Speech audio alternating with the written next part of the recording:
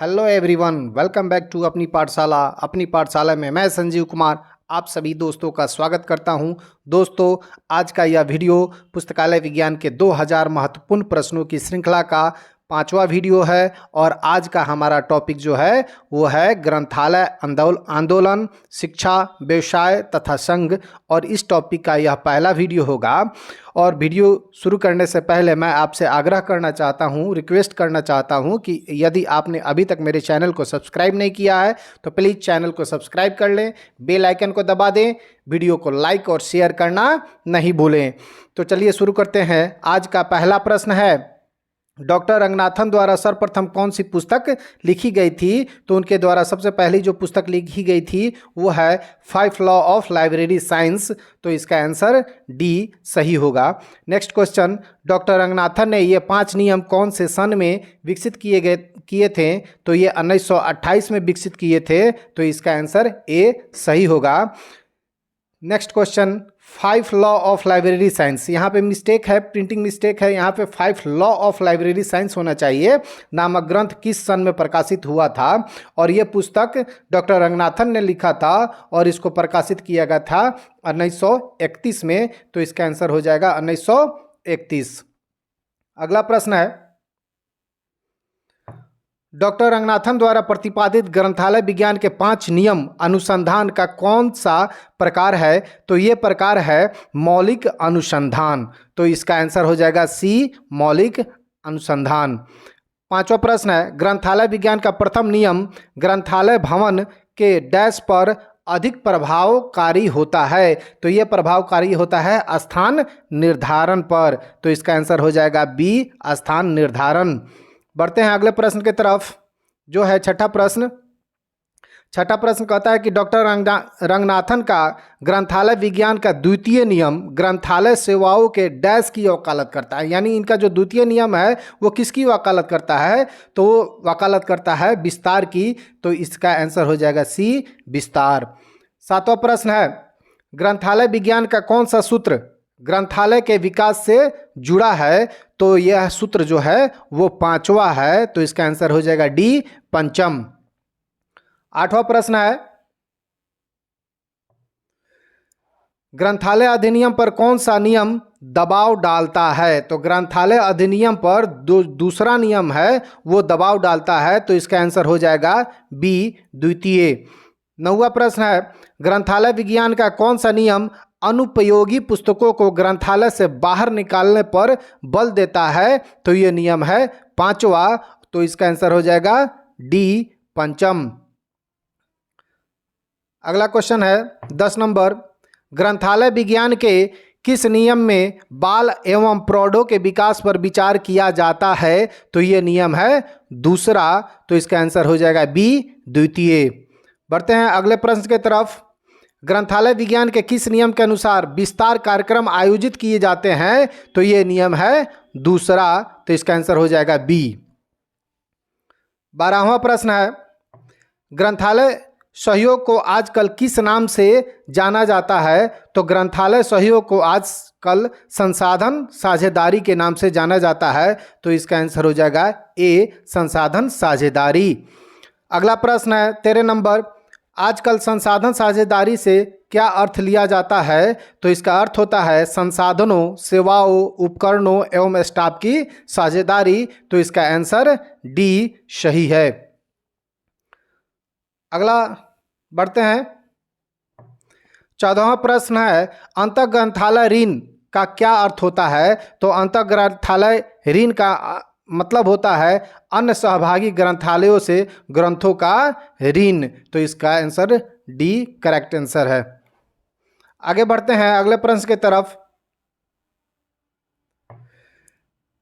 ग्रंथालयों के मध्य अंतःग्रंथालय ऋण सेवा प्रारंभ करने हेतु सर्वाधिक महत्वपूर्ण पूर्व अपेक्षित क्या है? तो ये अपेक्षित है संघ प्रसूची। तो इसका आंसर हो जाएगा ए, संघ प्रसूची।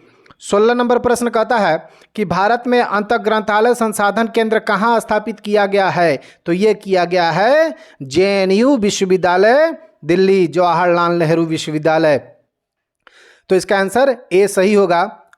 आगे बढ़ते हैं, अगले प्रश्न है हमारा सहभागी सूचीकरण एक उदाहरण है। तो सहभागी सूचीकरण जो है वो संसाधन साझेदारी का उदाहरण है। तो इसका आंसर हो जाएगा सी, संसाधन साझेदारी। 18वां प्रश्न है, निम्न में से कौन सा संसाधन साझेदारी का भाग नहीं होता? तो इसमें कार्मिक प्रबंध जो है ना वो संसाधन साझेदारी का भाग नहीं होता। तो इसका आंसर हो जाएगा डी, कार्मिक प्रबंध। अगला प्रश्न है 19 नंबर, स्टाफ विनिमय एक भाग होता है। तो स्टाफ विनिमय जो होता है वो संसाधन साझेदारी का ही एक भाग होता है। तो इसका आंसर हो जाएगा ए, संसाधन साझेदारी। 20वां प्रश्न है, संसाधन साझेदारी में बोल्ड मॉडल क्या होता है? तो संसाधन साझेदारी में बोल्ड मॉडल जो होता है उपकरणों से संबंधित सेवाओं से होता है। तो इसका आंसर हो जाएगा बी, उपकरणों से संबंधित सेवाएं। अगला प्रश्न है 21 नंबर, आजकल उस व्यवस्था को क्या कहते हैं जिसमें दो या दो से अधिक संस्थाएं अपने संसाधनों का उपयोग कराने हेतु कार्य करती हैं? तो इसको कहते हैं नेटवर्किंग प्रणाली। तो इसका आंसर हो जाएगा सी, नेटवर्किंग प्रणाली। अगला प्रश्न है 22 नंबर, आजकल ग्रंथालय नेटवर्क से क्या अभिप्राय लिया जाता है? तो इससे लिया जाता है सूचना एवं कंप्यूटर नेटवर्क से इसका अभिप्राय लिया जाता है। और नेक्स्ट क्वेश्चन 23 नंबर, निम्न में से किसने नेटवर्किंग को आज इतना सुविधाजनक एवं प्रभावशाली बना दिया है? तो ये जो है ना ये कौन बना दिया है? कंप्यूटर एवं सूचना कंप्यूटर एवं सूचना प्रौद्योगिकी। तो इसका आंसर हो जाएगा डी, कंप्यूटर एवं सूचना संचार प्रौद्योगिकी। बढ़ते हैं अगले प्रश्न की तरफ जो 24वां प्रश्न है 24 नंबर का। वो कहता है, थोड़ा सा एडजस्ट, कहता है कि भारत में ग्रंथालयों के विकास हेतु सर्वप्रथम प्रयास करने का श्रेय किस व्यक्ति को जाता है? तो इनका नाम सभी को याद होगा, रंगनाथन साहब। एस.आर. रंगनाथन साहब नहीं होंगे, ये होंगे सियाजी गायकवाड़ तृतीय, शिवाजी गायकवाड़ तृतीय।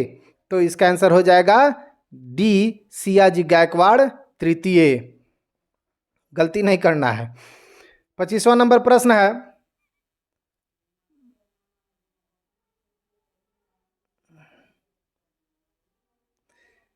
सियाजी गायकवाड़ तृतीय ने अपने बड़ौदा राज्य के ग्रंथालयों के दशा सुधारने के लिए किसे बुलाया था? तो वो बुलाया था डब्लू बोर्डन को। तो ये इसका आंसर हो जाएगा ए, डब्लू बोर्डन।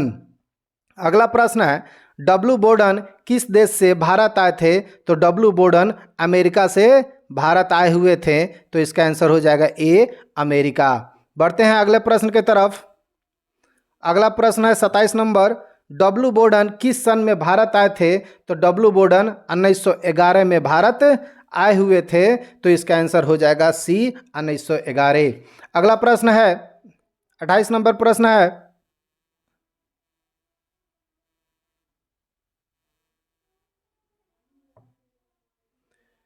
बोर्डन ने ग्रंथालय अध्यक्षों यानी पुस्तकालय अध्यक्षों के लिए भारत में रिफ्रेशर कोर्स किस सन में प्रारंभ किया था? तो ये प्रारंभ किया था 1912 में। तो इसका आंसर हो जाएगा बी, 1912। बी, 1912। 29 नंबर प्रश्न है, भारत में ग्रंथालय आंदोलन का प्रारंभ कब से माना जाता है? तो ये माना जाता है 1911 से। 1911 से। तो इसका आंसर हो जाएगा डी, 1911। अगला प्रश्न है, भारत में ग्रंथालय आंदोलन से निम्न में से सबसे पहले कौन जुड़ा था? तो सबसे पहले जुड़े थे बोर्डन साहब, आए हुए थे जो अमेरिका से आए हुए थे। तो इसका आंसर हो जाएगा डी, बोर्डन। 31 नंबर प्रश्न है, पंजाब सरकार ने जिस ग्रंथालय को बुलाया था उसका नाम क्या था? तो उसका नाम था ए डिकिंसन। तो इसका आंसर हो जाएगा बी, ए डिकिंसन। अगला प्रश्न है, ए डिकिंसन किस देश से भारत में आए थे? तो ए डिकिंसन भी बोर्डन की तरह अमेरिका से ही भारत में आए थे। तो इसका आंसर हो जाएगा सी, अमेरिका। 33वां नंबर प्रश्न है, ए डिकिंसन कब भारत आए थे? तो ए डिकिंसन जो थे वो 1915 में भारत आए थे। तो इसका आंसर हो जाएगा डी, 1915। बढ़ते हैं अगले प्रश्न के तरफ। 34वां नंबर प्रश्न है, इंग्लैंड में ग्रंथालय अधिनियम कब पारित हुआ था? तो इंग्लैंड में जो ग्रंथालय अधिनियम पारित हुआ था वो 1850 में हुआ था, तो इसका आंसर हो जाएगा सी, 1850। 35वां नंबर प्रश्न है, अमेरिका में ग्रंथालय अधिनियम कब पारित हुआ था? तो इंग्लैंड में 1850 में पारित हुआ था, लेकिन अमेरिका में 1876 में पारित हुआ था, तो इसका आंसर हो जाएगा बी, 1876। बढ़ते हैं अगले प्रश्न के तरफ। 36 नंबर प्रश्न है, रूस में ग्रंथालय अधिनियम कब पारित हुआ था? तो इंग्लैंड में 1850 में, अमेरिका में 1876 में और रूस में 1921 में ग्रंथालय अधिनियम पारित हुआ था। आगे बढ़ेंगे, भारत में ग्रंथालय अधिनियम कब पारित हुआ था? तो भारत में ग्रंथालय अधिनियम 1948 में पारित हुआ था, तो इसका आंसर हो जाएगा सी, 1948।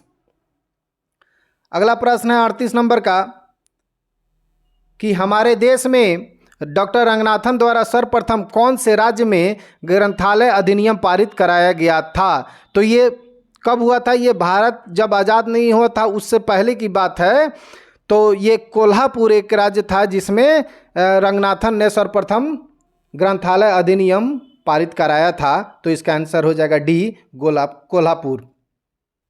39 नंबर प्रश्न है, स्वतंत्र भारत में ग्रंथालय अधिनियम सबसे पहले किस राज्य में पारित हुआ था?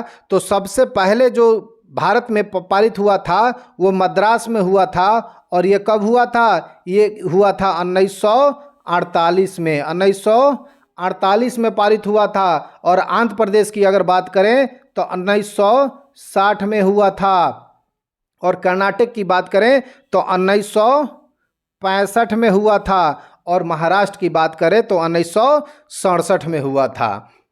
आगे बढ़ेंगे, अगला प्रश्न है 40 नंबर, किस सन में मद्रास में सर्वप्रथम ग्रंथालय अधिनियम पारित हुआ था? तो वो हुआ था 1948 में, इसका आंसर हो जाएगा बी, 1948। 41 नंबर प्रश्न है, भारत में दूसरा ग्रंथालय अधिनियम किस राज्य में पारित हुआ था? तो दूसरा जो पारित हुआ था वो आंध्र प्रदेश में हुआ था, और अभी मैंने आपको बताया जो कब हुआ था, 1960 में हुआ था। आगे बढ़ते हैं अगले प्रश्न की तरफ। 42 नंबर प्रश्न कहता है कि आंध्र प्रदेश में सार्वजनिक ग्रंथालय अधिनियम में वर्तमान में लाइब्रेरी सेस की दर प्रति रुपया क्या है? तो ये 8 पैसा है, लेकिन अभी आप अपडेट होकर ही एग्जाम में जाएंगे, इसको कंफर्म याद नहीं करेंगे। अगला प्रश्न है 43 नंबर प्रश्न है, भारत के किस राज्य में 1988 में ग्रंथालय अधिनियम पारित हुआ था? तो ये पारित हुआ था 1988 में मणिपुर में, 1988 में मणिपुर में पारित हुआ था। और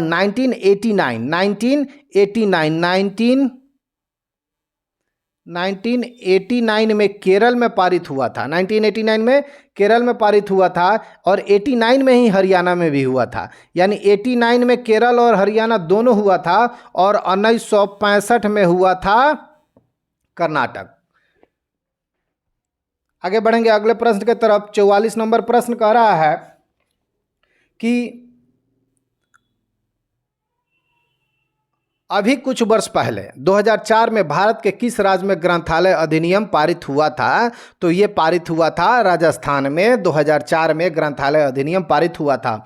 और गोवा की बात करें तो गोवा 1994 में, गोवा कब? 1994 में पारित हुआ था। मणिपुर आपने अभी पीछे पड़ा, 88 में पारित हुआ था।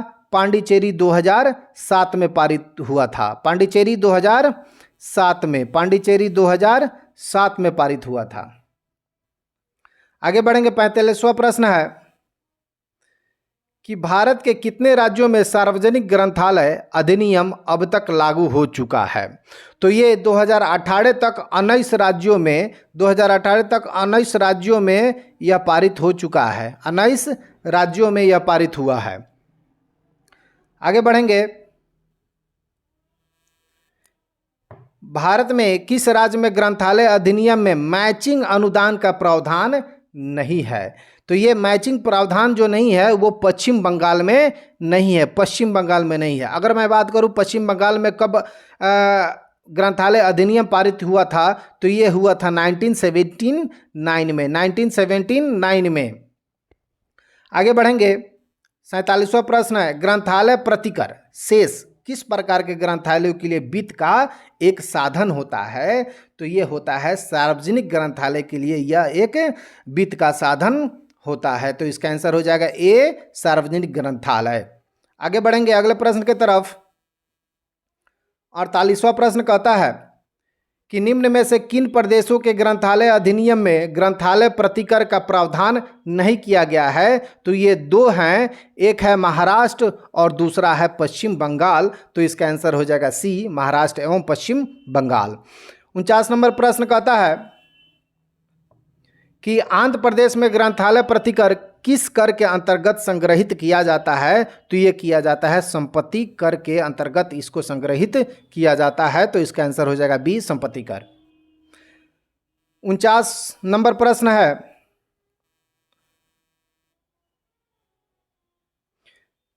किस प्रदेश के ग्रंथालयों की देखभाल के लिए अलग से एक विभाग संचालित किया गया है, किया जाता है या किया गया है? तो इसका आंसर हो जाएगा ए, आंध्र प्रदेश। आंध्र प्रदेश में ग्रंथालयों के देखभाल के लिए एक अलग से विभाग संचालित है। तो इस सीरीज में इतना ही, फिर मिलेंगे अगले सीरीज में अगले वीडियो के साथ, फिर नए इसी टॉपिक पे और भी प्रश्नों के साथ। तो तब तक के लिए आप यदि मेरे चैनल को सब्सक्राइब नहीं किया है तो आप चैनल को सब्सक्राइब कर लें, बेल आइकन को दबा लें, वीडियो को लाइक और शेयर करना नहीं भूलें। मिलते हैं फिर अगले वीडियो के साथ। जय हिंद, जय भारत, जय बिहार।